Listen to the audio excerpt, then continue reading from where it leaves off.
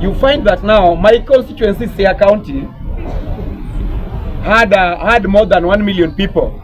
At the same time, Mandera itself had just a bare 250,000 people. Now they are saying it was 1 million. They're getting allocation there. Most of the money went there to support the Alshabaabs. And then Alshabaab come and tell us here. That's why we have to review the boundaries so that we reduce them to at least 90. Members, I think it's very much okay for me to introduce myself. I myself am known as Mwalimu, and that is my name. So today I'm here at least to share with you something about the preamble of our Kenya Constitution that was promulgated 27th August 2010. Now, this Constitution, ideally this is a very right time for us to understand what is a Constitution, and perhaps the preamble part of the Constitution, and perhaps the chapters of the Constitution, and as we go down to the chapters, clauses, and how they have been fully implemented since its promulgation. Ideally, my brothers and sisters, we have to talk about this Constitution. This Constitution, I myself, I never supported it. I never took time to support it, even if I was the party which was supporting this Constitution, simply because the cost implication was very high, and that's what is now draining us by. As for last year financial year, we collected something like 3.3 trillion, and just imagine 3/4 of that one was going for the recurrent expenditure, leaving us with some little amount for development. The cost of implementing this Constitution is too high. That's why it is now high time that we look the 20% that was not good. It was just borrowed, but even if it was borrowed, it is not working, because we have a lot of unnecessary commissions who are doing nothing and consuming public resources. At the end of the day, there's nothing they are doing. With that, I therefore categorically call all of us, we people here in Mutembei, we represent those who are not able to air their views. So we are here to read on their behalf, understand, and try to translate to them. So this Constitution is very bulky. That's why we call Mr. President. It is high time now we review it so that we have what we can finance. Let me talk about the 290 constituencies. The quotas that was used to come up with 290 constituencies, some of them were rigged. For instance, I have to talk about the issue of Mandera. The 2019 population census, they gave us wrong data. And that's why you always tell the government, before you take people or you hire people who are collecting data, this is the data that now the government is going to rely on. What if the data were wrong? For instance, the Mandera, Garissa, and Wajir data. You find that now my constituency, Siaya County, had more than 1 million people. At the same time, Mandera itself had just a bare 250,000 people. Now they are saying it was 1 million. They're getting allocation there.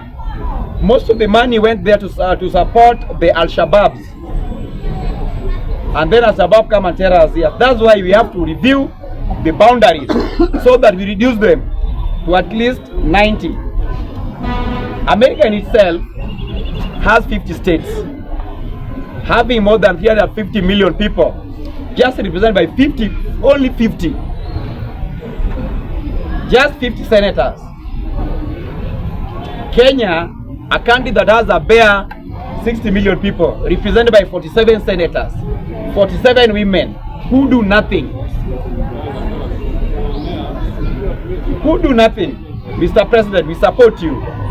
I remember I was with you, and remember I was with you when you were refusing about this Constitution. And we told you that it was very bulky, and now it's consuming all what we collect. We remain with nothing for its implementation. There are some parts of this Constitution which are necessary. For example, the empowering of human rights. If the human rights, the court give orders, and the government official are not obeying the court orders, How do you think that now the people, common mananchi, will react over that? So there are things which are bad in this constitution which should be removed. So we remain with the ones that are workable. Mr. President, it's now your humble time to listen. Reconstitution, a commission, a review. A constitution that will be reviewed, a constitution that can be implemented, a constitution that can give us a fair representation. Some of us are overrepresented. The Kakamega people, the Kiambu people, they are overrepresented. People like Turkana County, a county which is Turkana and Marsabit. Those are the two largest counties in Kenya. And imagine Turkana County being represented by 5 MPs. And Turkana County is almost 3 times Kiambu County. Kiambu County being represented by 12 APs. It's about population. That's what we are talking about. So let us come with the correct mechanism for fair representation. Some are underrepresented and some are overrepresented. And that's why there's abuse of these offices. We have this fake office called Constitution Review, hii mambo ya commission. Hii mambo ati wanaangalia incitement. They have never prosecuted anybody. In 2017, they came up with a list of shame. 210 people. They have never been prosecuted, so it should be disbanded. There's another fake commission called the IBC Commission. Why should it have 7 commissioners? Doing what? It should be reduced even to 3, and then they should work on part-time. There's nothing that they should be hired for 6 years, doing nothing there, drinking our tea, using our money for nonsense. So, Mr. President, this constitution have to be reviewed because it's the source of all the problems. It is the source of all the problems because it's too bulky. So let us review part of it so that we come up with a clear, and if it is difficult, let us go back to the colonial constitution. It was somehow workable. And now we need to, you also need to be a dictator because these your officials are not working and they want you to go home. Check what happened in Nakuru. I don't want to review that. Some of your officials are not working and you will go home with them. Before you go home with them, fire them. Fire these officials that are not working, that are sleeping on their jobs. Fire them. Including the IG. Including the NIS, the DCI. What are they doing? How can they allow such kind of bad element to appear in the television? It could have been plucked before it entered the zonal level.